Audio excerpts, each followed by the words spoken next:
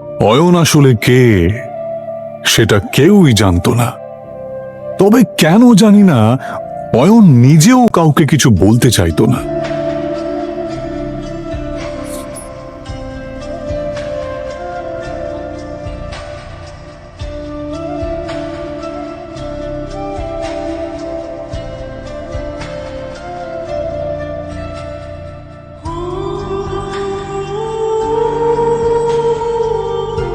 ওকে শুধুমাত্র শ্বশুর বাড়ির লোকেরাই নয়, এমনকি শাশুড়িও পর্যন্ত অপমান করত। উনি রুষা আর অয়নের ডিভোর্সও করিয়ে দিতে চেয়েছিলেন।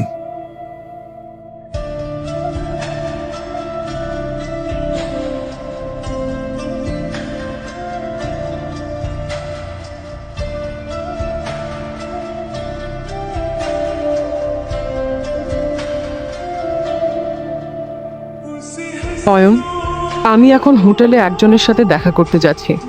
তুমি কিন্তু কাউকে বলবে না যে তুমি আমার স্বামী, বুঝেছো? কিন্তু রুষা, অয়ন, তুমি ভালো করেই জানো যে ভেতরে যারা আছেন তারা কত বড় লোক। ওরা যদি জানতে পারেন যে আমার স্বামী একজন গরিব কাঙ্গাল, তাহলে আমি কাউকে মুখ দেখাতে পারবো না। অয়ন নিজের স্ত্রী রুষার কথা শুনে চুপ করে যায়। এটা প্রথমবার নয় যখন রুষা তার দরিদ্র স্বামীকে অপমান করছে। এর আগেও অয়নকে অনেকবার সে অপমান করেছে।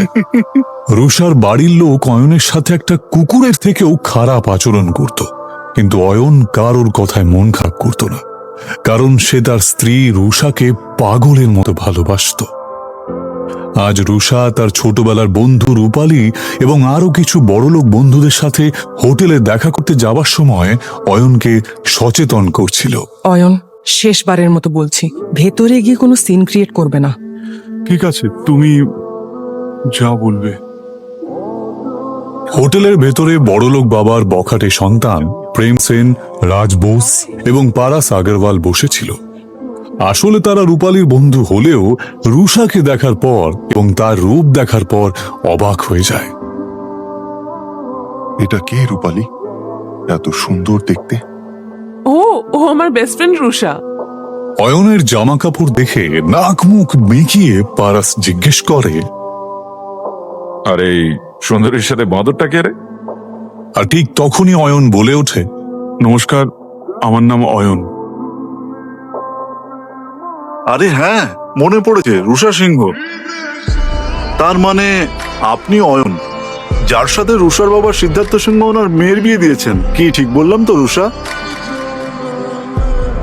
প্রেম আর পারাস যেই বুঝতে পারে যে এই গরিব লোকটা আসলে এই সুন্দরী মেয়েটার স্বামী, তখন রুষাও তাদের সাথে আর ফ্লার্ট করতে পারে না। কিন্তু তারপর তারা তিনজনে মিলে অয়নের দারিদ্রতা নিয়ে ঠাট্টা করতে থাকে। আচ্ছা অয়ন দাদা, আমি শুনেছি আপনি নাকি একটা ব্যাংকে চাকরি করেন। তা কত টাকা স্যালারি পান? এই তিনটে ছেলে সমানে অয়নকে অপমান করছিল আর হাসছিল। ওই 12,000 মতো পাই। কত বললেন? 12,000।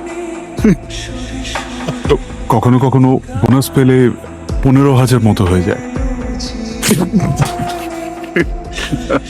ভালোই স্যালারি পান আপনি।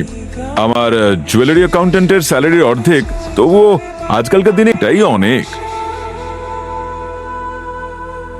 আচ্ছা পারাস, যদি তোর স্টোরে কোনো স্টাফের দরকার পড়ে তাহলে অবশ্যই অয়ন দাদাকে বলিস। ওনাকে দেখে কর্মঠ মনে হচ্ছে, আর আশা করি ওনার কাজ তোর ভালোই লাগে। হ্যাঁ হ্যাঁ, নিশ্চয়ই প্রেম, নিশ্চয়ই। 20-25 হাজার টাকার চাকরি তো আমি ওনাকে দিতেই পারি। আচ্ছা অয়ন দাদা, আপনি চাইলে কাল থেকেই জয়েন করতে পারেন।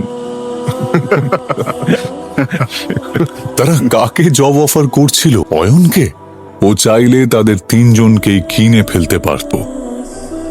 অয়ন যে আসলে অয়ন রয় চৌধুরী এটা কেউই জানতো না, এমনকি রুষা এবং তার বাড়ির লোকেরাও এটা জানতো না যে এই গরিব অয়ন আসলে কে। অয়নও যেহেতু এই আসল সত্যিটা কাউকে জানাতে চায় না, তাই সে এমন ভাবে এই পরিস্থিতিটা সামলালো যে কেউ কিছু বুঝতেই পারল না। ও বলল, ধন্যবাদ মিস্টার আগরওয়াল, আপনার অফারটা সত্যি খুবই ভালো। আপনি যে আমার জন্য এতটা ভেবেছেন, এর জন্য আপনাকে ধন্যবাদ জানাই। তবে সত্যি বলতে আমি গয়নাগাটির ব্যাপারে বিশেষ কিছু জানি না।